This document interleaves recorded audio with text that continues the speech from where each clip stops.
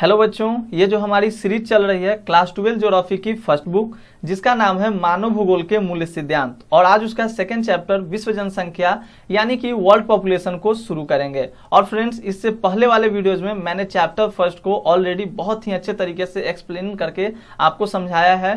तो यदि आपने अभी तक उस वीडियो को नहीं देखा है तो नीचे डिस्क्रिप्शन बॉक्स में भी आपको लिंक मिल जाएगा, या आप हमारे चैनल के प्लेलिस्ट से भी उस वीडियो को देख सकते हैं। तो चैप्टर है हमारा सेकेंड चैप्टर, शुरू करते हैं। विश्व जनसंख्या वितरण घनत्व और वृद्धि, यानी कि जो वर्ल्ड की जो पॉपुलेशन है उसका किस प्रकार से डिस्ट्रीब्यूशन किया गया है, क्या पॉपुलेशन की डेंसिटी है और क्या इसका ग्रोथ रेट है, उसके बारे में हम लोग पढ़ेंगे। तो फ्रेंड्स, जैसा कि आप लोग जानते हैं, ये जो वर्ड है वितरण, जिसे आप अंग्रेजी में डिस्ट्रीब्यूशन के नाम से जानते हैं, तो जनसंख्या वितरण कहने का मतलब होता है कि जनसंख्या को पृथ्वी पर किस प्रकार से वितरित किया गया है, यानी कि उसको बांटा गया है, उसी को कहते हैं पॉपुलेशन का डिस्ट्रीब्यूशन। नेक्स्ट जो टर्म से आपका यहाँ पे घनत्व, यानी कि पॉपुलेशन की जो डेंसिटी है, यानी कि लोगों की जितनी संख्या होती है और जो भूमि का आकार होता है, यानी कि जो क्षेत्रफल होता है, इसी के अनुपात को हम लोग जनसंख्या घनत्व कहते हैं, जिसे हम लोग इसी चैप्टर में बहुत ही अच्छे तरीके से आगे एक्सप्लेनेशन के साथ पढ़ेंगे। तो जनसंख्या घनत्व यानी कि पॉपुलेशन डेंसिटी के बारे में भी आपको इस चैप्टर में पढ़ने हैं। और नेक्स्ट जो आपका यहाँ पे वर्ड है, देखिए वृद्धि, जो आपका हेडिंग है विश्व जनसंख्या का वितरण घनत्व और वृद्धि, यानी कि जो जनसंख्या की विश्व में जो पॉपुलेशन है उसके किस प्रकार से वृद्धि हो रही है और वृद्धि किसे कहते हैं, जनसंख्या वृद्धि से आप क्या समझते हैं, इन सभी टर्म्स पे हम लोग इस चैप्टर में पढ़ने वाले हैं, इसको फोकस करने वाले हैं और अच्छे तरीके से पढ़ेंगे भी। तो सबसे पहले हम लोग अगर बात कर लें चैप्टर पे शुरुआत कर लें, तो यहाँ पर देखिए जो ये सेकंड चैप्टर है आपका विश्व जनसंख्या। जनसंख्या का मतलब ही होता है कि लोगों की संख्या, और किसी देश के निवासी ही उसके वास्तविक धन होते हैं। जैसे हम लोग अपने माता पिता के लिए उनकी संतान जो होते हैं वो वास्तविक धन होते हैं, उसी प्रकार से कोई जो देश है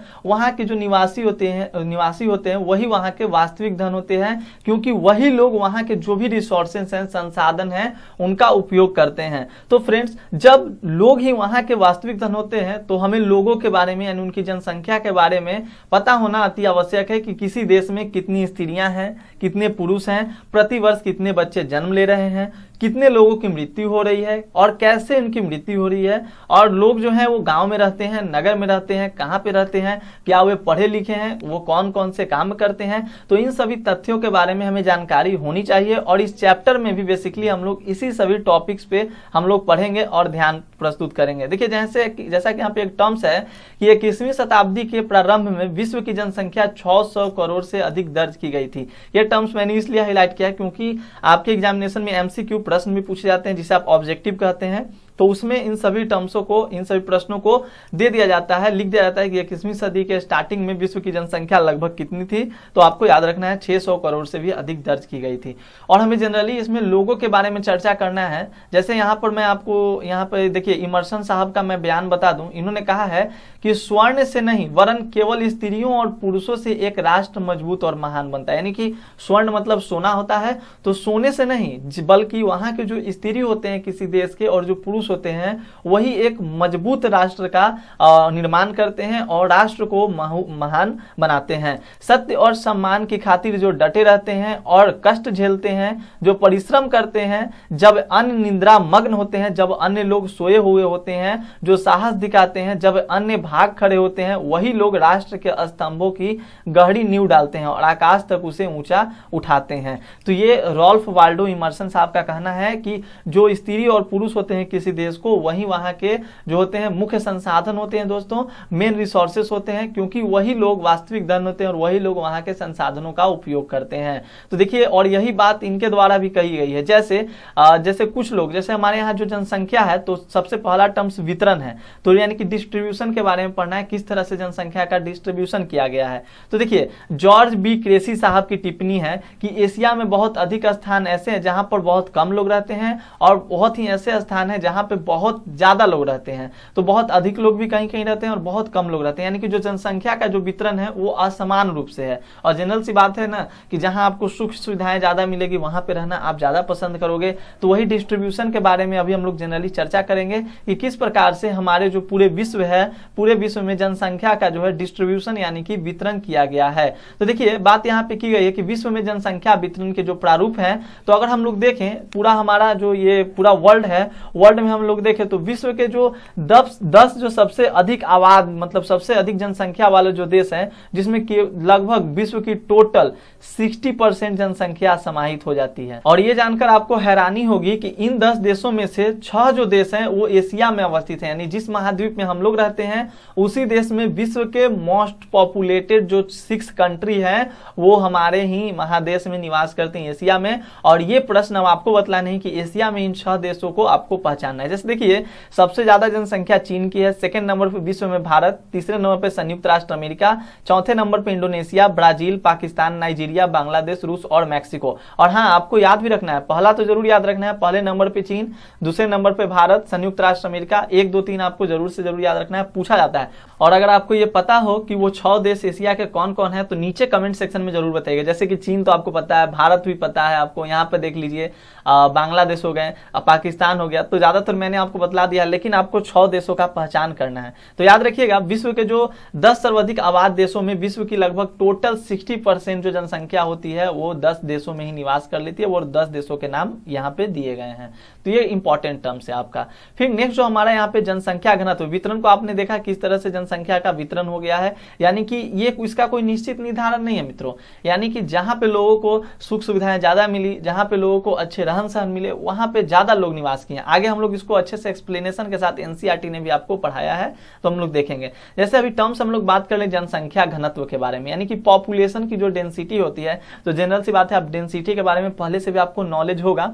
लोगों की संख्या और भूमि के आकार के बीच के अनुपात को ही कहते हैं जनसंख्या घनत्व, यानी कि पॉपुलेशन डेंसिटी। पॉपुलेशन डेंसिटी अगर आपको निकालना हो, पीडी का फॉर्मूला आपका यही होता है, जनसंख्या यानी कि जो भी आपका पॉपुलेशन है और उसका जो क्षेत्रफल है, P/A होता है पॉपुलेशन डेंसिटी का फॉर्मूला। तो याद रखिएगा, जनसंख्या घनत्व यानी कि जनसंख्या बटा में क्षेत्रफल, और यह सामान्यतः जो होता है प्रति वर्ग किलोमीटर रहने वाले व्यक्तियों के रूप में ही मापा जाता है। जैसे देखिए, यहाँ पर एक मैथमेटिकल कैलकुलेशन है जिसको हम लोग कर लेते हैं। कहता है उदाहरण के लिए क प्रदेश का क्षेत्रफल 100 वर्ग किलोमीटर है, ठीक है, 100 वर्ग किलोमीटर उसका क्या है, क्षेत्रफल है, और वहां की जनसंख्या कितनी है, तो 1,50,000 वहां की जनसंख्या है। तो आप क्या करोगे, इसको डिवाइड कर दोगे, तो डिवाइड करेंगे, देखिए इकाई दहाई सैकड़ा हजार 10,000 लाख, 1,50,000 है, तो 2 शून्य से 2 शून्य गया, कितना बच गया, 1 स्क्वायर किलोमीटर में कितने लोग रह रहे हैं, 1500 लोग रह रहे हैं। इसको हम लोग औसत भी कह सकते हैं।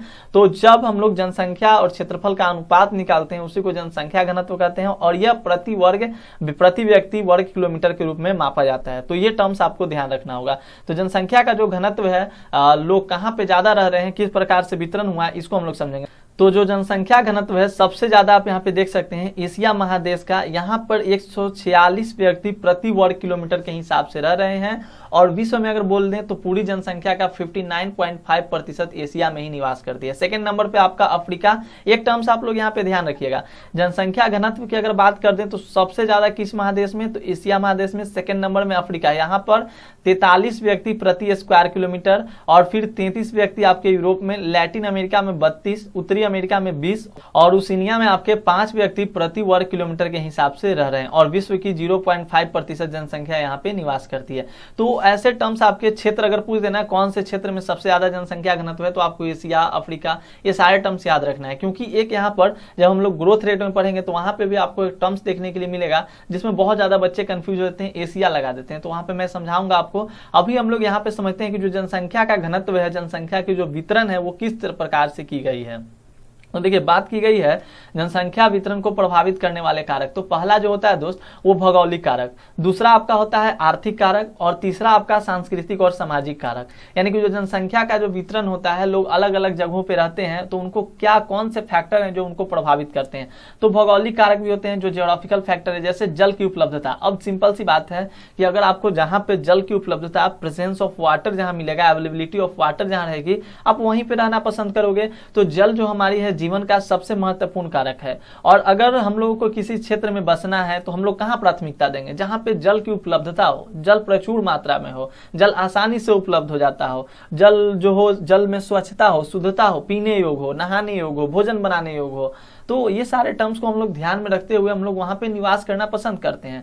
तो भौगोलिक कारक में सबसे पहला जो आपका आएगा कि जल की उपलब्धता यानी कि अवेलेबिलिटी ऑफ वाटर आपके लिए बहुत ही इंपॉर्टेंट है। जैसे हम लोग देखें सबसे ज्यादा नदी घाटियां जो होती है वहां पे सघन बसे हुए क्षेत्र हैं। सघन कहने का मतलब डेंसली पॉपुलेटेड, वहां पे ज्यादातर लोग निवास करते हैं। नदी के किनारे जो भी शहर है वहां पे ज्यादा लोग निवास करते हैं क्योंकि उनको जल की उपलब्धता हो जाती है।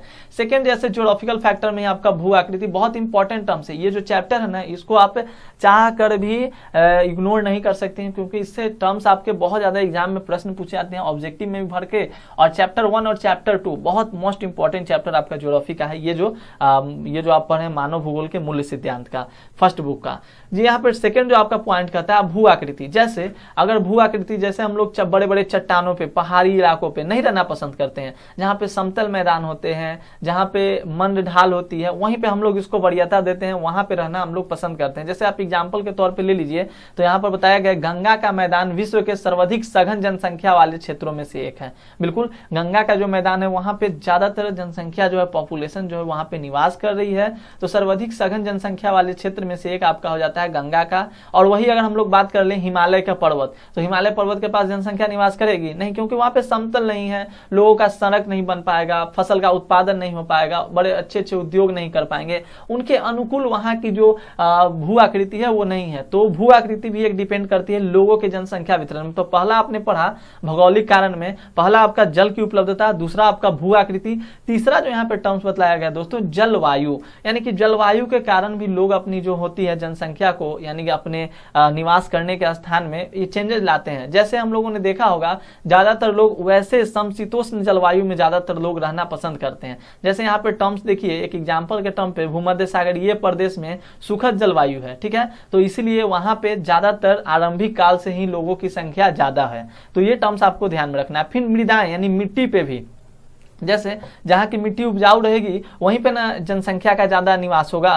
तो जहाँ पे मिट्टी उपजाऊ होती है वहां पे भी जनसंख्या का निवास करने का एक जो प्रोबेबिलिटी है ज्यादा बनती है और वहीं पे ज्यादा जनसंख्या निवास भी करती है। जैसे दोमट मिट्टी के बारे में आपने पढ़ा है, तो दोमट मिट्टी, उपजाऊ मिट्टी, वहां पे लोग ज्यादातर निवास करते हैं क्योंकि ये जो मृदाएं होती है, ये जो मिट्टियां होती हैं वो गहन निर्वहन कृषि, जैसे कि चावल की खेती हो गई, गेहूं की खेती हो गई, इनके लिए प्रचुर मात्रा में बहुत ही अच्छा होती है, बहुत ही लाभदायक होती है, फायदेमंद होती है। तो यहाँ पर लोग ज्यादा रहना पसंद करते हैं। वही अगर हम लोग बात कर लें जहाँ पे कम उपजाऊ रहेगा वहां पे विरल जनसंख्या पाई जाती है, ज्यादातर लोग वहां पे रहना पसंद नहीं करते हैं। तो आपने क्या पढ़ा, जनसंख्या वितरण का पहला जो कारक भौगोलिक कारक, दूसरा होता है आर्थिक कारक और तीसरा मैंने आपको बताया सामाजिक और सांस्कृतिक कारक। भौगोलिक कारक में आपने पढ़ा जल की उपलब्धता, भू आकृति, जलवायु, मृदाएं, तो इन सभी टर्म्स के बारे में आपने पढ़ा। तो याद रखिएगा इन सभी टर्मों को। सेकंड जो आपका पॉइंट आता है आर्थिक कारक, जो जनसंख्या वितरण का जो इकोनॉमिकल फैक्टर होता है, जैसे खनिज की उपलब्धता, जहां पे ज्यादा मात्रा में खनिज रहेंगे, जैसे आप अफ्रीका के ज्यादा क्षेत्रों की बात कर ले हम लोग विश्व में, जैसे कटंगा हो गया, जॉम्बिया, तांबा, पेटी,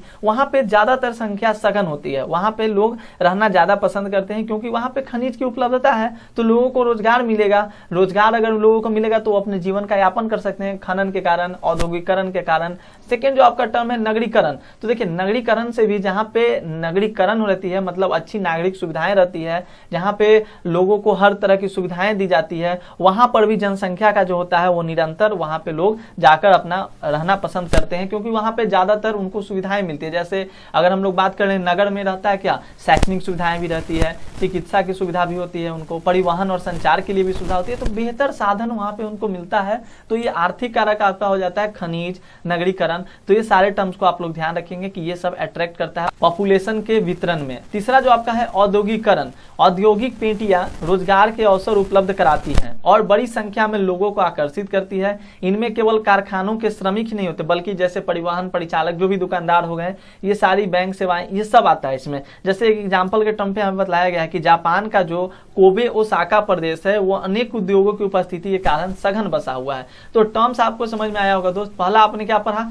पहला आपने पढ़ा भौगोलिक कारक, दूसरा आपने आर्थिक कारक, और तीसरा जो मैं आपको यहाँ बतलाने वाला हूँ सामाजिक एवं सांस्कृतिक कारक। तीनों टर्म्स को याद रखिएगा, हाईलाइट मैंने ऐसे ही नहीं किया। तो सामाजिक एवं सांस्कृतिक कारक, अब जहाँ पे अच्छी सामाजिक स्थिति रहती है, सांस्कृतिक माहौल रहता है, वहां पर भी जनसंख्या जो होती है, लोग जो होते हैं वो निवास करना पसंद करते हैं। तो ये सारे टर्म्स थे, आपको ध्यान देना होगा। अब जो यहाँ पे सेकंड जो आपका थर्ड जो हेडिंग था जनसंख्या की वृद्धि, आपने जनसंख्या वितरण के बारे में अच्छे से समझ लिया होगा आई होप, और जनसंख्या घनत्व के बारे में भी आपने समझा। अब जनसंख्या वृद्धि की बात कर ले, जो पॉपुलेशन का जो ग्रोथ है, इसको समझने के लिए आपको सबसे पहले कुछ टर्म्स पे यहाँ पे ध्यान देना होगा। जैसे देखिए, जन्म दर किसे कहते हैं, मृत्यु दर किसे कहते हैं, तो यानी कि बर्थ रेट। प्रति 1000 व्यक्तियों पर एक वर्ष में जन्मे जो जीवित बच्चों की जो संख्या होती है उसे जन्म दर यानी कि बर्थ रेट कहा जाता है। जैसे 1000 व्यक्तियों पर जितना जो जीवित जो बच्चा होता है जन्म लेता है, जिसमें से जितना जीवित रहता है उसी को हम लोग कहते हैं जन्म दर।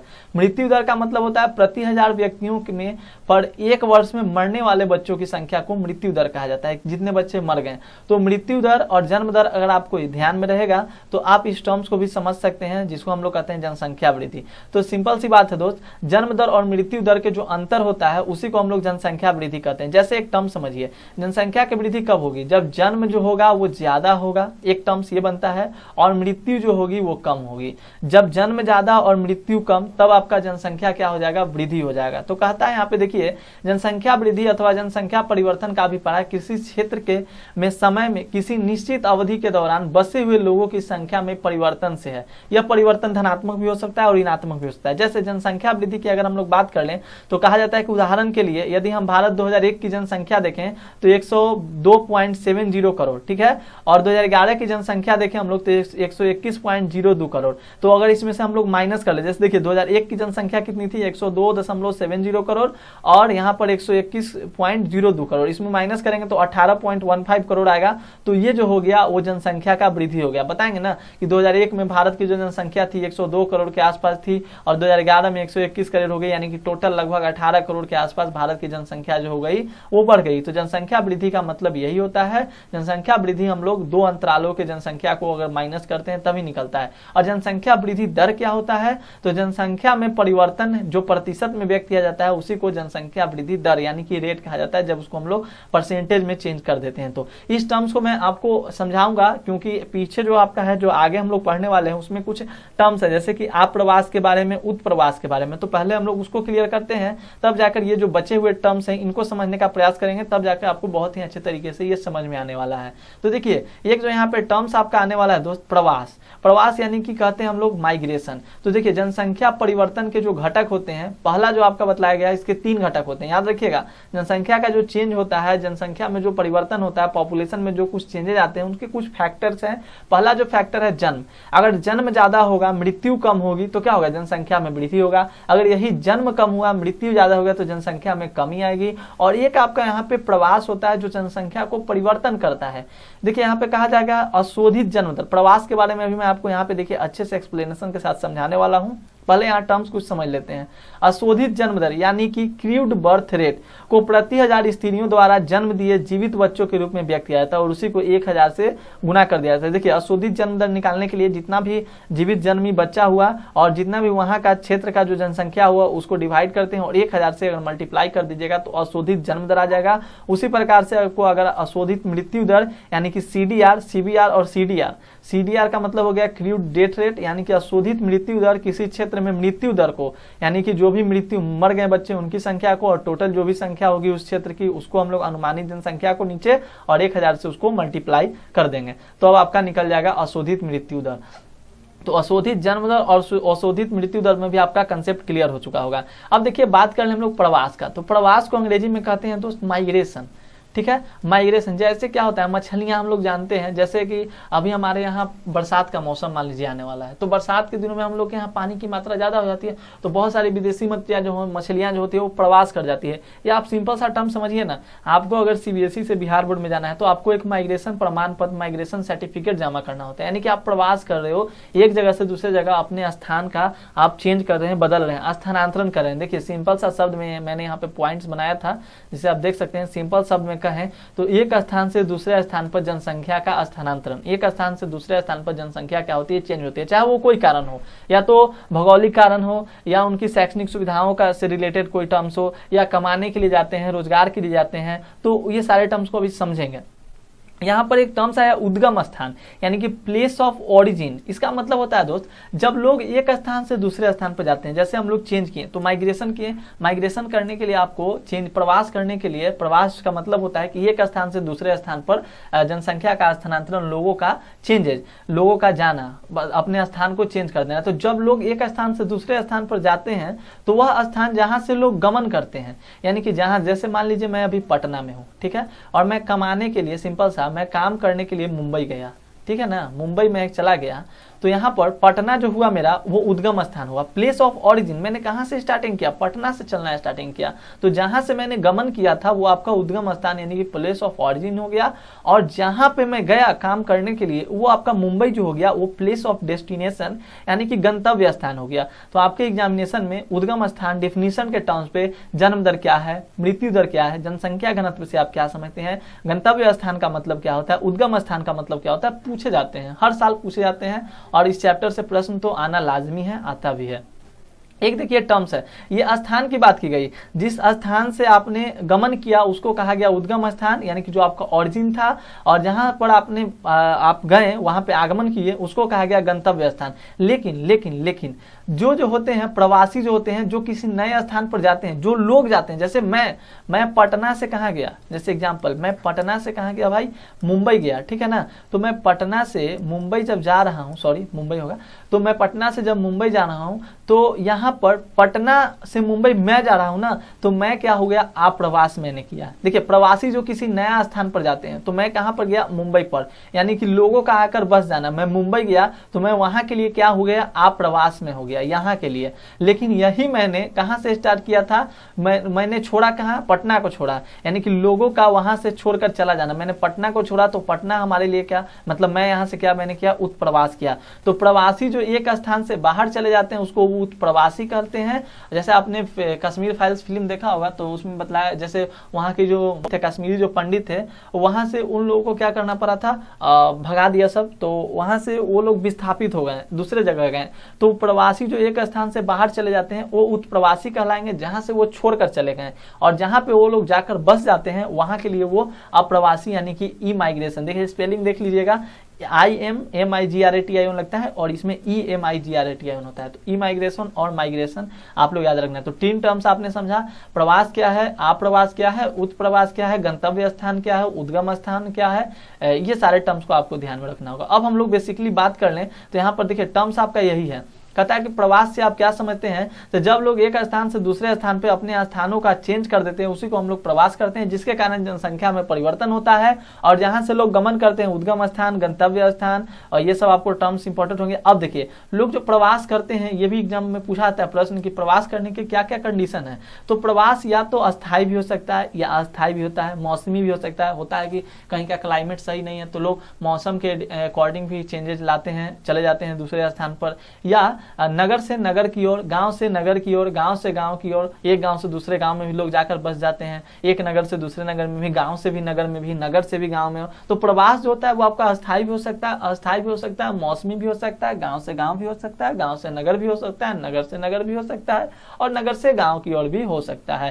यानी कि लोगों का जहां रहना पसंद किया वहां लोग चले गए। तो प्रवास की सारे कंडीशन है। आप प्रवास का मतलब आपने समझा, उत्प्रवास का मतलब आपने समझा, सारे टर्म्स को आप हो सके तो स्क्रीनशॉट ले लीजिए। ऐसे पीडीएफ में टेलीग्राम पे देता हूं, और चैनल पे नहीं हो तो चैनल को सब्सक्राइब कर लीजिएगा, ठीक है।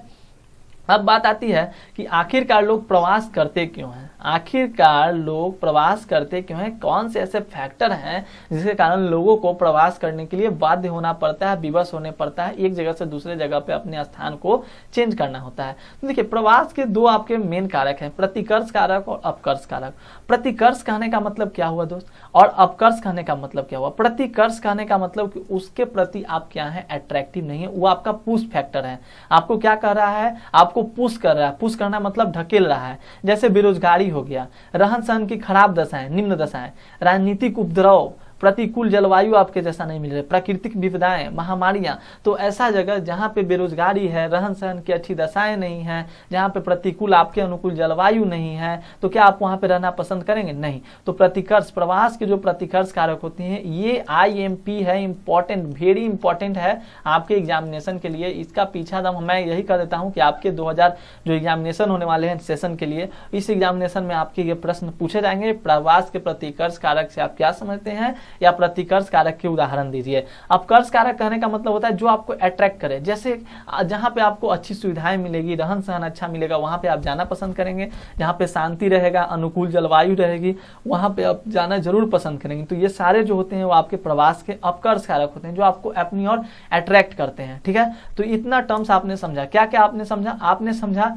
कि प्रवास के प्रतिकर्ष कारक क्या है, प्रवास के अपकर्ष कारक क्या है। सबसे अच्छी बात कि आपने प्रवास के बारे में समझा। जनसंख्या परिवर्तन के जो होते हैं वो 3 घटक होते हैं। तो आई होप कि आपको इतना जितना आपने पढ़ा उतने में से आपको कहीं पे कोई किसी तरह की कोई प्रॉब्लम नहीं होनी चाहिए। जैसे मेन जो टर्म्स आपका यही है, जनसंख्या घनत्व से आप क्या समझते हैं, मैंने यहाँ पे लिखा। इन सारे टर्म्स को आप फोकस कर लोगे, हो सके तो स्क्रीनशॉट, और मैंने ऐसे भी बताया टेलीग्राम पे आपको मिल जाएगा। तो विश्व जनसंख्या वितरण घनत्व और वृद्धि में आप जनसंख्या वितरण पे फोकस करेंगे, जनसंख्या घनत्व पे फोकस करेंगे। प्रति वर्ग किलोमीटर रहने वाले व्यक्तियों की संख्या को ही कहते हैं औसत संख्या को जनसंख्या घनत्व। जनसंख्या वृद्धि, जन्म दर क्या है, मृत्यु दर क्या है, प्रवास से आप क्या समझते हैं, उद्गम स्थान क्या है, गंतव्य स्थान क्या है, आप प्रवास किसे कहते हैं, उत्प्रवास किसे कहते हैं, ये सारे टर्म्स आपके लिए इंपॉर्टेंट है। तो जनसंख्या वृद्धि की प्रवृत्तियां यानी ट्रेंड्स इन पॉपुलेशन ग्रोथ, क्या ट्रेंड्स आए, कैसे कैसे पॉपुलेशन का ग्रोथ हुआ, इसे हम लोग समझेंगे। तो समझने से पहले यहाँ पर देखिए ग्राफ दिया गया, इसे हम लोग समझते हैं। पहले देखिए 1830 की बात की जा रही है, जनसंख्या पूरे विश्व की कितना, 1 अरब बतलाया जा रहा है। ठीक है, फिर उसके बाद कहा जा रहा है कि 100 वर्ष लगभग इसे, जैसे देखिए 1 अरब से 2 अरब होने में इसे कितना साल लगा, 1830 से लेकर 1930, यानी लगभग 100 वर्ष का टाइम लगा इसे 1 अरब से 2 अरब होने में। फिर देखिएगा 1930 के बाद 1960 में ये जनसंख्या 2 अरब से कितनी हो गई, 3 अरब, यानी कि प्लस कर गई 1 अरब। तो 1 अरब से 2 अरब होने में इसे करीब 100 साल लग गया। पहले के मतलब जो पुराना टाइम था, मतलब हम लोग आज से 200 साल पीछे चले तब की बात की जा रही है। तो तब जनसंख्या वृद्धि में कितना लंबा पीरियड लगता था आप समझ सकते हैं। 1830 से लेकर 1930 में मात्र 1 अरब जनसंख्या बढ़ा, वो भी 100 सालों में। ठीक ना। फिर आपने यहाँ देखा क्या, 1930 से 1960 यानी केवल 30 साल में 1 अरब जनसंख्या और प्लस हो गई और 3 अरब। फिर 1960 से 1975 जाते जाते 4 अरब जनसंख्या हो गई पूरे विश्व की, यानी कि 15 साल में जनसंख्या बढ़ गई। फिर देखिएगा 1975 से 1987 यानी कि 12 साल में फिर जाकर जनसंख्या यहाँ पे 5 अरब, फिर इसी तरह से 6 अरब, 7 अरब, 12 साल पे। तो आपने देखा क्या कि पहले जो था वो जनसंख्या का जो बढ़ने का ट्रेंड था, जो पॉपुलेशन का ग्रोथ था, वो बहुत धीमी गति से, बहुत ही कम गति से, धीमी गति से बढ़ रही थी जनसंख्या। लेकिन अभी क्या हो गया, बेतहाशा वृद्धि हो रही है जनसंख्या में। जैसा आप यहाँ पे देख सकते हैं, ग्राफ के माध्यम से भी बतलाया गया है और सारे टर्म्स यहाँ पे एक तरह आपको बतलाए गए हैं। जैसे यहाँ पे संसाधन दिखलाया गया, प्रौद्योगिकी दिखाया गया और जनसंख्या वृद्धि दिखलाया गया है। ये जनसंख्या वृद्धि है अरब में। जैसे बात बतलाई जा रही है आपको, जैसे देखिए 12 यहाँ पर ईसा का जन्म यानी कि 1600 ईस्वी की हम लोग बात करें तो 0.5 अरब जनसंख्या थी 1600 ईस्वी की, और 1830 में 1 अरब। और देखिए 1600 से 1700 जाते जाते यानी यहाँ पर 1800 जाते जाते आप देख सकते हैं जनसंख्या धीरे धीरे कहाँ गई, यहाँ के आसपास फिर बढ़ी तो करीब 2 अरब के आसपास 1830 में हुई, 1 अरब के आसपास 1830 में जनसंख्या पूरे विश्व की हुई। और यहाँ पर आप देख सकते हैं कौन कौन से प्रौद्योगिकी का विकास हुआ। जैसे जैसे आपके मतलब जनसंख्या बढ़ रही है, धीरे धीरे टेक्नोलॉजी में भी विकास आते जा रही है। जैसे देख सकते हैं आप लोग यहाँ पर जब जनसंख्या 5 अरब हुई तो सूचना और कंप्यूटर, 4 अरब थी जैव प्रौद्योगिकी यही था, 3 अरब था तो सफाई चिकित्सा, अप्रोक्स हम लोग मान सकते हैं। तो जनसंख्या वृद्धि का क्या ट्रेंड है, इसी के बारे में बेसिकली हम लोग चर्चा करेंगे, तो अच्छे से समझिएगा। और इसके बाद वाला जो टॉपिक है ना, अभी जो मैं बतलाने वाला हूँ जनसांख्यिकीय संक्रमण, वो बहुत इंपॉर्टेंट, मोस्ट इंपॉर्टेंट टॉपिक है जिसे आपको एकदम पढ़ना जरूरी है, उसे पढ़िएगा, छोड़ना नहीं है। देखिए बात की जा रही है कि पृथ्वी पर जनसंख्या 700 करोड़ से अधिक है अभी के टाइम में। इस आकार तक पहुंचने में जनसंख्या को शताब्दियां लग गई, बहुत सारे सेंचुरी लगे। जैसे आपने देखा 1830 से लेकर 1930 में जाते जाते मात्र 1 अरब जनसंख्या वृद्धि हुई, धीरे धीरे बढ़ रही थी। पीछे से जब आरंभिक काल जब स्टार्टिंग हुआ तो ईसा मसीह के जन्म के बाद वाला, उसके पहले तो हम लोग एडी जानते हैं, बीसी जानते हैं, उसके बाद एडी एनो डोमिनी, तो सारे टर्म्स को आप मैंने हिस्ट्री वाले क्लास में समझाया भी है। तो आरंभिक कालों में विश्व की जनसंख्या धीरे धीरे बढ़ी, फिर विगत कुछ 100 वर्षों के दौरान ही जनसंख्या आश्चर्यजनक दर से बढ़ी है। जैसा कि आपने यहाँ पे ग्राफ में देखा, उसी बात को यहाँ पे लैंग्वेज में ये दर्शा रहा है। और यहाँ पर एक टर्म देखिए, ईसा की पहली शताब्दी में जनसंख्या 30 करोड़ से कम थी। देखा आपने, 30 करोड़ से कम थी। यहाँ पर 1 अरब की बात की जा रही है, 1 अरब तो कितना हो गया, 100 करोड़, ठीक है। तो 30 करोड़ से भी कम थी। 16वीं और 17वीं शताब्दी में बढ़ते विश्व व्यापार ने जनसंख्या में तीव्र वृद्धि लाया और 1750 ईस्वी के आसपास जब औद्योगिक क्रांति का उदय हुआ, विश्व की जनसंख्या लगभग 55 करोड़ के आसपास हो गई थी। तो 1750 ईस्वी के आसपास विश्व की जनसंख्या 55 करोड़ के आसपास हो चुकी थी। और ईसा की अगर पहली शताब्दी की बात करें तो वहां पे 30 करोड़ से भी कम थी। और आपने यहाँ देखा ग्राफ के माध्यम से कि 1830 में जनसंख्या 1 अरब के आसपास चली गई, यानी कि 100 करोड़। तो आप देख रहे हैं कि पहले जो आरंभिक काल था, स्टार्टिंग पीरियड था, उस समय जो थी जनसंख्या वृद्धि बहुत ही कम गति से, बहुत ही धीमी गति से हो रही थी। लेकिन अब की अगर हम लोग बात करें तो अब जनसंख्या में क्या हो रहा है, इसके ट्रेंड्स में जनसंख्या वृद्धि में बहुत ज्यादा ग्रोथ हो गया है, ठीक है।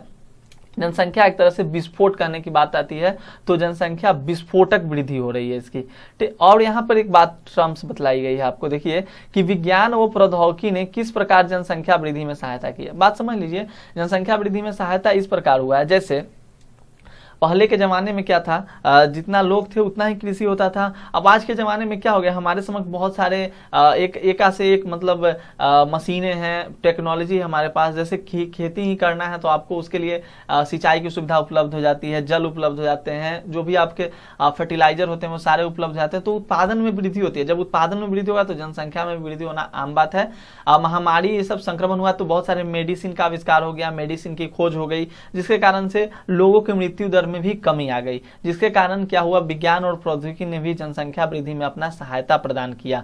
विज्ञान और प्रौद्योगिकी ने भी जनसंख्या वृद्धि में अपना सहायता प्रदान किया। जैसा कि आप यहाँ पे देख सकते हैं, जैसे जैसे विज्ञान की वृद्धि होती है वैसे वैसे ही जनसंख्या की भी वृद्धि हो रही है। जैसे अगर हम लोग आरंभिक युग की बात कर लें तो केवल क्या था, कृषि का विस्तार था, यानी कि लोग प्राथमिक क्रियाकलाप में डिपेंड रहते थे। उस समय विश्व की जनसंख्या 0.25 अरब। फिर धीरे धीरे देखिए जैसे जैसे यहाँ पे विज्ञान का विकास हुआ उसी प्रकार से यहाँ पर हम लोग देख सकते हैं जनसंख्या में भी बेतहाशा वृद्धि आपको देखने के लिए मिला। परिवहन की सुविधा आई उस टाइम तक 3 करोड़। फिर सफाई चिकित्सा आया, जब चिकित्सा आ गया तो लोगों की मृत्यु दर में कमी आ गई, जिसके कारण जनसंख्या और वृद्धि हुआ। अच्छे तरीके से जनसंख्या में पूरा वृद्धि होते गया, तो बेतहाशा यहाँ पे जनसंख्या का वृद्धि हो गया, ठीक है। तो ये टर्म्स आप समझेंगे। फिर नेक्स्ट जो आपका है, देखिए क्या आप जानते हैं विगत 500 वर्षों में मानव जनसंख्या 10 गुना से अधिक बढ़ी। बिल्कुल बढ़ी है। अकेले 20वीं शताब्दी में जनसंख्या 4 गुनी बढ़ी है। जो 20th सेंचुरी, तो 20th सेंचुरी में 20वीं शताब्दी में जनसंख्या 4 गुनी बढ़ गई है केवल 20वीं शताब्दी में। और प्रति वर्ष लगभग 8 करोड़ लोग पहले की जनसंख्या में जुड़ जाते हैं। जैसे मान लीजिए पहले की जनसंख्या 1 करोड़ है तो प्रति वर्ष उसमें 8 करोड़ लोग और जुड़ जाते हैं, यानी कि नई जो जनसंख्या हो जाती है वो 9 करोड़।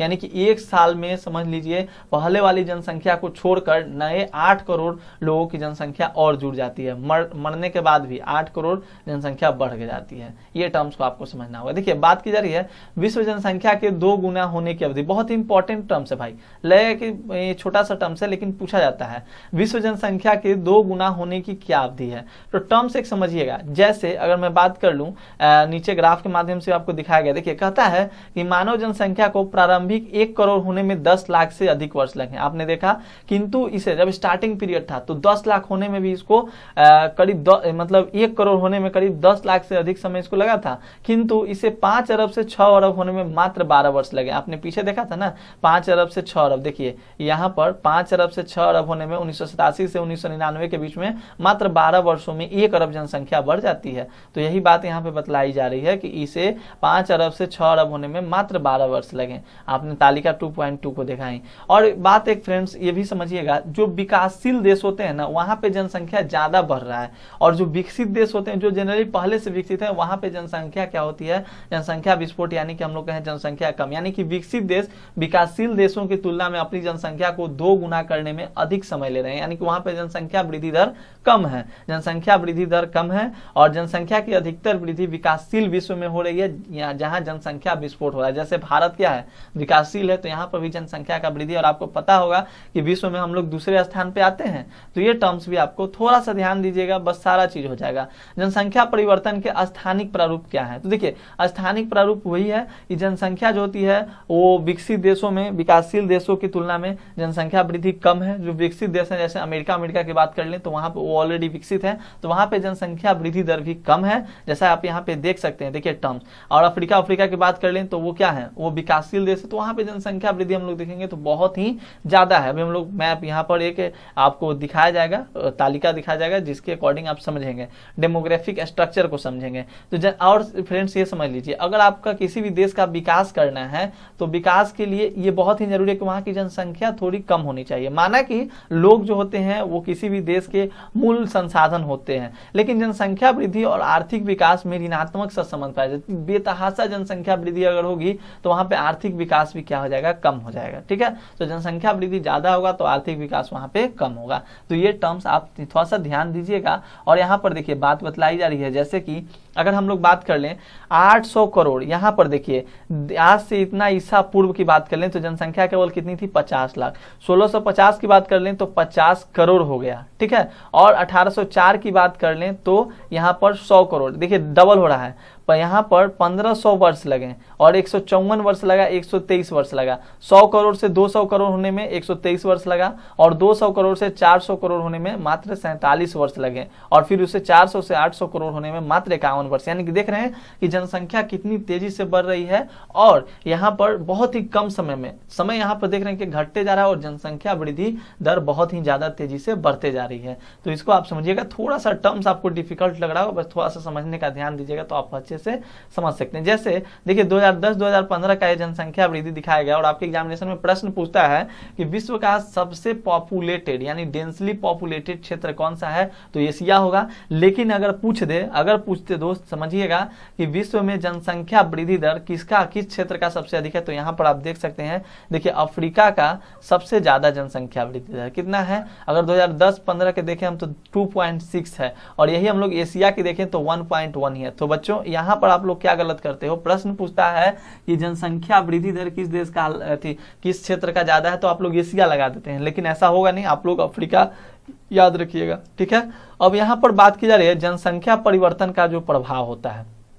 ठीक है, तो जनसंख्या में जो परिवर्तन का प्रभाव होता है, तो आपको पता है कि जनसंख्या जितना बढ़ेगा उतना संसाधन का खपत भी होगा। तो क्या जनसंख्या जब परिवर्तन होते हैं, जब पॉपुलेशन में चेंजेस आती है तो प्रभाव एक ही पड़ता है, प्रभाव एक नहीं अनेक पड़ते हैं, लेकिन यहाँ पर सबसे पहला जो प्रभाव आपका है कि संसाधनों का क्या होता है, बहुत ज्यादा विनाश होता है। और संसाधन जैसे जितनी ज्यादा जनसंख्या बढ़ेगी, पेट्रोल, अगर बात कर ले हम लोग पेट्रोल डीजल की, तो देख रहे हैं कितना चिंताजनक हमारे लिए बना हुआ है, और कोई भी सामान वस्तु अभी है तो कितना महंगा हो जा रही है। तो ये टर्म्स हैं। तो कहता है कि जनसंख्या परिवर्तन का प्रभाव यही पड़ता है कि जो भी संसाधन होते हैं उनके लिए हमें गंभीर सोच पड़ जाती है, उनके संसाधनों का खपत जो होता है वो ज्यादा होने लगता है, और संसाधन जो पहले जनसंख्या का पोषण करते थे अब वही जनसंख्या का पोषण करने में भी सक्षम नहीं रह जाते हैं। और यहाँ पर एक और बात की जा रही है, जैसे देखिए जनसंख्या परिवर्तन का प्रभाव ये भी हुआ, जैसे बहुत ही खतरनाक बीमारी जिसका अभी दवाई भी नहीं बन पाया है, जिसके मेडिसिन नहीं आ पाए हैं, जैसे एड्स हो गया, HIV, जिसको आप फुल फॉर्म होता है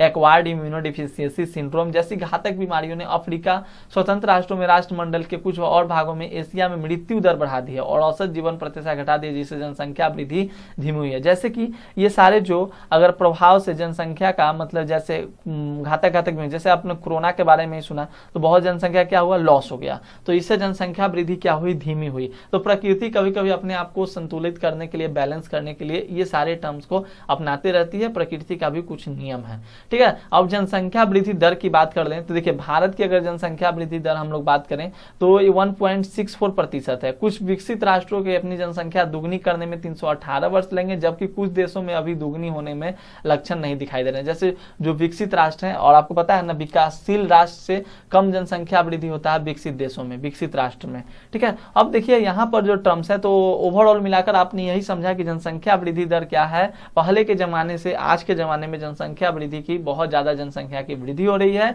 बहुत ही ज्यादा तेजी से जनसंख्या वृद्धि हो रहा है। तो हमारे दो वाला टर्म्स है उसी को अपनाना होगा ताकि जनसंख्या पे हम लोग कंट्रोल कर सकें, पॉपुलेशन पे हम लोग कंट्रोल कर सकें। और पिछले क्लास में मैंने आपको वर्क भी दिया था, तो आपने वर्क किया तो जरूर कमेंट सेक्शन में कमेंट कीजिएगा। और दोस्त चैनल पे नए हो तो चैनल को सब्सक्राइब कर लीजिएगा, वीडियो को लाइक कर दीजिएगा और अपने दोस्तों के साथ भी शेयर कर दीजिएगा। चलिए शुरू करते हैं हम लोग अपने बहुत ही प्यारे से इंपॉर्टेंट से टॉपिक को, जनांकीय संक्रमण, जिसे आप कहते हैं डेमोग्राफिक ट्रांजिशन। मैं यही बतला दूं कि जो डेमोग्राफिक ट्रांजिशन होता है, ये जो थ्योरी है, ये यूज किया जाता है अपने फ्यूचर के पॉपुलेशन को आप डिस्क्राइब इससे कर सकते हैं या प्रिडिक्ट कर सकते हैं, यानी अनुमान लगा सकते हैं कि फ्यूचर में किसी क्षेत्र का क्या पॉपुलेशन रहने वाला है, इसी को हम लोग अनुमान लगाते हैं। तो कहता है कि जनांकीय संक्रमण सिद्धांत का उपयोग किसी क्षेत्र की जनसंख्या के वर्णन तथा भविष्य की जनसंख्या के पूर्वानुमान के लिए किया जाता है, predict the future population of any area. और यह सिद्धांत हमें बताता है कि जैसे ही समाज ग्रामीण, खेती और अशिक्षित अवस्था से उन्नति करके नगरीय, औद्योगिक और साक्षर बनता है तो किसी प्रदेश की जनसंख्या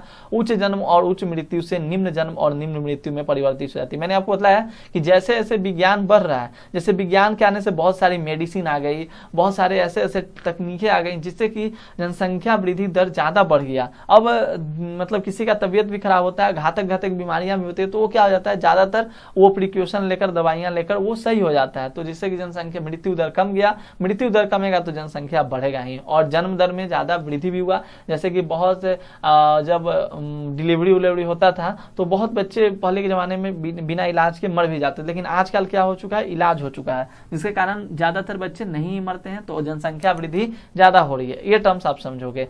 यहाँ पर कहता है कि जनांकीय चक्र जो होता है ना, जनांकीय संक्रमण जो होता है वो किसी भी ग्रामीण, जैसे खेती है तो जनांकीय संक्रमण से धीरे धीरे लोग क्या होते हैं, उसमें बतलाया जाता है कि इनकी अवस्था में उन्नति होती है और धीरे धीरे इनके जन्म दर में भी वृद्धि होती है, मृत्यु दर निम्न हो जाती है।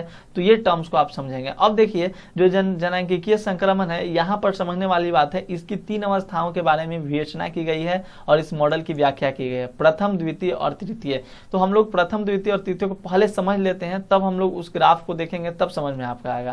देखिए प्रथम अवस्था में उच्च प्रजननशीलता। उच्च प्रजननशीलता कहने का मतलब हो गया दोस्तों, इतना बात ध्यान रखिएगा कि हाई फर्टिलिटी, ठीक है, एंड हाई मोर्टालिटी।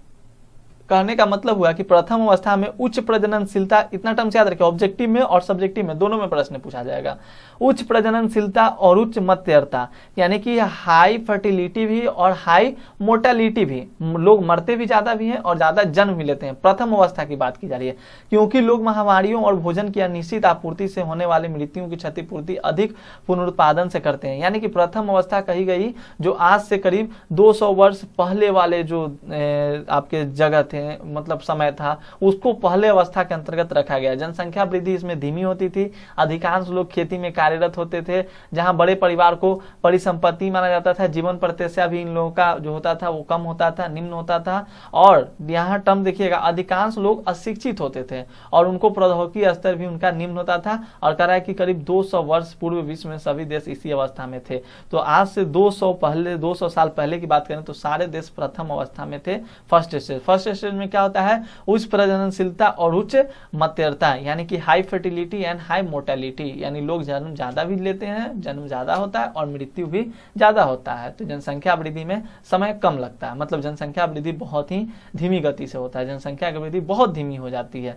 नेक्स्ट आप टर्म समझिएगा, द्वितीय अवस्था क्या होता है, सेकेंड स्टेज। इसमें क्या होता है दोस्तों, सेकेंड स्टेज में फर्टिलिटी जो होता है वो हाई होता है शुरुआत दौर में, लेकिन फिर बाद में क्या होता है, फर्टिलिटी धीरे धीरे समय के साथ डिक्लाइन भी कर जाता है, घटते जाती है। तो देखिए क्या कहता है, द्वितीय अवस्था के प्रारंभ में प्रजननशीलता ऊंची बनी रहती है, किंतु यह समय के साथ घटती जाती है। यह अवस्था घटी हुई मृत्यु दर के साथ आती है। स्वास्थ्य संबंधी दशाओं और स्वच्छता के सुधार में के साथ मत्यर्ता में कमी आती है। इस अंतर के कारण जनसंख्या में होने वाला शुद्ध योग उच्च होता है। यानी कि इसमें क्या होता है, शुरू में तो सेकेंड स्टेज में शुरू में क्या होता है कि फर्टिलिटी ज्यादा होता है, हाई रेट में होता है, लेकिन धीरे धीरे इसमें क्या होता है, डिक्लाइन होता है। लोगों को समझ जाता है, स्वास्थ्य संबंधी दशाओं में सुधार होता है, जिसके कारण मृत्यु दर में कमी आती है और जनसंख्या का धीरे धीरे वृद्धि अब ज्यादा होने लगा। इसमें लोगों के पास स्वास्थ्य संबंधी ज्ञान आ गया सेकेंड स्टेज में। फर्स्ट स्टेज में ऐसा कुछ ज्ञान नहीं था, तो उसमें जनसंख्या वृद्धि बहुत धीमी हो रही थी, लेकिन द्वितीय स्टेज में लोगों का स्टार्टिंग पीरियड में प्रजननशीलता तो ज्यादा था ही, लेकिन धीरे धीरे वो भी कम गया और साथ ही साथ स्वास्थ्य संबंधी नॉलेज भी इनको हो गया।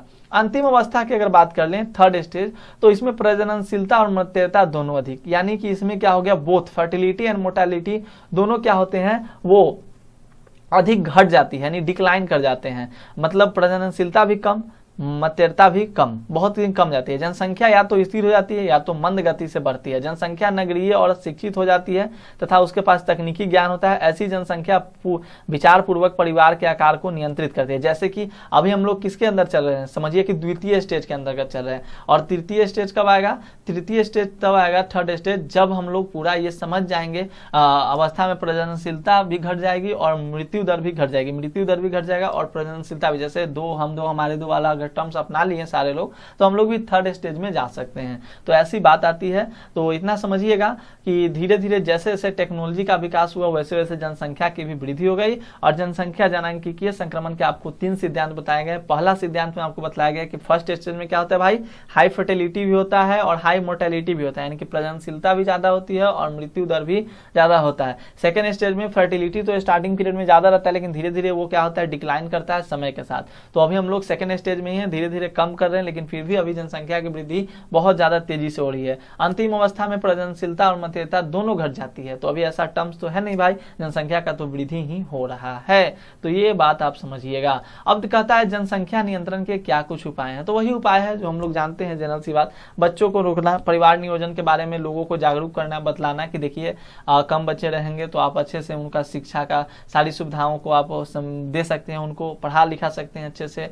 गर्भ निरोधी गोलियों की मतलब सुगमता करवाना, जो आपका क्या उसे कहते हैं हम लोग, और नसबंदी होता है उसको ज्यादा मात्रा में करना, ताकि बच्चे कम जन्म ले। और कम उम्र की शादी को रोकना होगा। जैसे कि अगर कोई बच्चे बहुत ज्यादा पहले 18 साल की उम्र में शादी हो गया तो समझ जाइए ना, शादी के 1-2 साल बाद तो आम बात है कि बच्चे हो ही जाते हैं। तो इसको भी हम लोग को कंट्रोल करना होगा, कम उम्र की शादी को भी रोकना होगा। थोड़ा ज्यादा उम्र में शादी कीजिए तो मुश्किल से मुश्किल वो लोग 1 या 2 बच्चे ही पर संतुष्ट हो जाएंगे, सेटिस्फाइड हो जाएंगे। और यहाँ पर थॉमस माल्थस ने भी अपने एक सिद्धांत दिया था 1798 में। उन्होंने कहा था कि जैसे अभी जनसंख्या बढ़ रही है ना, अगर इसी तरह से जनसंख्या बढ़ते जाएगी तो एक दिन ऐसा आएगा कि पूरा अकाल आ जाएगा, पूरा अकाल आ जाएगा, लोगों के पास खाने के लिए नहीं रहेगा, सारा जो संसाधन है वो सब भ्रष्ट हो जाएगा। ये थॉमस माल्थस जो है वो डेमोग्राफिक स्ट्रक्चर के एक तरह से हम लोग कह सकते हैं फादर भी कहे जाते हैं। तो आप टर्म्स इतना समझिएगा, थॉमस माल्थस के बारे में उन्होंने अपना एक सिद्धांत दिया था 1798 ईस्वी में। और आप इसे समझ लीजिए ये क्या कहलाता है। जैसे देखिए अभी हमारे यहाँ प्रथम अवस्था में अभी कौन कौन से देश है, बांग्लादेश। बांग्लादेश में जो भी आदिवासी हैं वो सब अभी फर्स्ट स्टेज में, वहाँ की जनसंख्या अभी कम है आदिवासियों की। मृत्यु दर, फिर यहाँ पर जो पीरू, श्रीलंका, केन्या है, ये सब अभी आपके कौन से स्टेज में है, ये सब सेकेंड स्टेज में। हम लोग भारत को भी ले सकते हैं। और थर्ड स्टेज में वही हो गया, एकदम क्या हो गया, लास्ट स्टेज, फर्टिलिटी भी कम और मृत्यु दर भी कम। जैसे कनाडा, जापान जो भी विकसित देश है, विकासशील तो हम लोग सेकेंड में ही ले सकते हैं, सेकेंड स्टेज में विकासशील है। और विकसित जो भी है वो थर्ड स्टेज में, क्योंकि उनके पास फर्टिलिटी भी कम हो गई है, मोर्टेलिटी भी कम हो गई है, वो लोग क्या हो गए हैं, स्लोवली पॉपुलेशन को बढ़ा रहे हैं। तो जनसांख्यिकीय संक्रमण सिद्धांत, उम्मीद है दोस्तों कि आपको समझ में आया होगा। समझ में आया होगा तो बताइएगा। और एनसीईआरटी एक्सरसाइज जब आपसे पूरा बन जाएगा, फुल्ली बन जाएगा तो बनाइएगा। जैसे मैं कुछ क्वेश्चन को पढ़ता हूं ऐसे मैं बनवाऊंगा भी। देखिए जन्म दर अंतर स्पष्ट कीजिए, जन्म दर और मृत्यु दर बनेगा या नहीं, प्रवास के प्रति कर्ज कारक और अपकर्ज कारक बनेगा या नहीं, मैंने अच्छे से समझाया है। और देखिए विश्व में जनसंख्या के वितरण घनत्व को प्रभावित करने वाले कारकों की विवेचना करें। देखिए वितरण का मैंने बताया भी है, घनत्व के बारे में बताया है, इसके कौन कौन से कारक होते हैं, आर्थिक कारक, भौगोलिक कारक और आपके सांस्कृतिक और सामाजिक कारक होते हैं। सभी के बारे में आर्थिक कारक में आपको मैंने बतलाया है, जैसे खनिज उनिज हो गए। भौगोलिक कारक में जल की उपलब्धता, जलवायु, ये सारे टर्म्स मैंने आपको बतलाए हैं। इसको बताइए। देखिए जनसांख्यिकीय संक्रमण की 3 अवस्थाओं की विवेचना कीजिए, बतला सकते हैं आप लोग, फर्स्ट स्टेज, सेकंड स्टेज और थर्ड स्टेज के बारे में। तो क्वेश्चन नंबर 3 भी आपसे बन जाएगा, क्वेश्चन नंबर 4 भी आपसे बन जाएगा। और आगे हम लोग चलते हैं, देखते हैं क्वेश्चन नंबर 2 को कहता है जनसंख्या के वितरण को प्रभावित करने वाले 3 भौगोलिक कारकों का उल्लेख कीजिए। जल की उपलब्धता हो गया, जलवायु आपका हो गया, भू आकृतियां हो गई, इसको आप लोग बता सकते हैं। देखिए सेकंड क्वेश्चन है, विश्व में उच्च जनसंख्या घनत्व वाले अनेक क्षेत्र हैं, ऐसा क्यों होता है? तो ऐसा क्यों होता है भाई, जनसंख्या उच्च घनत्व वाले क्यों होते हैं? क्योंकि वहां पे लोगों को सुख सुविधाएं ज्यादा मिलती है। तो ये सारे टर्म्स को आप एक्सप्लेन कीजिए, बनाइए इसको। जनसंख्या परिवर्तन के 3 घटक कौन से हैं? जन्म दर, मृत्यु दर और प्रवास। जन्म, मृत्यु और प्रवास जो है आपके जनसंख्या परिवर्तन के 3 घटक हैं। तो अगर आप लोग कमेंट में बोलिएगा कि क्वेश्चन आंसर करा दीजिए तो करा दूंगा। हालांकि मुझे ऐसा नहीं लगता, जो मैंने पढ़ाया है दोस्त उतना से आपका एनसीईआरटी का एक्सरसाइज हो जाएगा। अगर आपने एनसीईआरटी के एक्सरसाइज को अच्छे से कर लिया तो फिर आपको कोई रोकने वाला नहीं है, आपके मार्क्स भी बहुत अच्छे आएंगे। और ये सारे जो टर्म्स हैं इसको आप लोग ध्यान में रखिएगा। सेकंड चैप्टर के यहाँ पे हैप्पी एंडिंग होती है। देखिए जनसंख्या वितरण क्या है, जनसंख्या घनत्व क्या है, जनसंख्या वृद्धि, जनसंख्या, जन्म दर, मृत्यु दर, प्रवास, उद्गम स्थान, अप्रवास, उत्प्रवास, प्रतिकर्ष कारक, अपकर्ष कारक, इन सभी टर्म्स को आप ध्यान रखिएगा। तो चलिए, अगर आपको वीडियो अच्छी लगे तो वीडियो को लाइक कीजिएगा। इसी तरह से मैं चैप्टर 3 की वीडियो भी तुरंत ला दूंगा और आप लोग देख लीजिएगा। और आप लोग किसी भी चैप्टर को छोड़िए नहीं, सारे चैप्टर्स को आप कंट्रोल करते चलिए और आप एग्जामिनेशन में बहुत अच्छा करने वाले हैं। और अपने दोस्तों को भी जोड़ा कीजिए। दोस्तों समझ में आया हो तो बहुत बहुत शुक्रिया आपका, जरूर से एक प्यारा सा कमेंट दीजिएगा। मिलते हैं हम लोग अगले क्लास में, तब तक के लिए धन्यवाद। जय हिंद, जय भारत।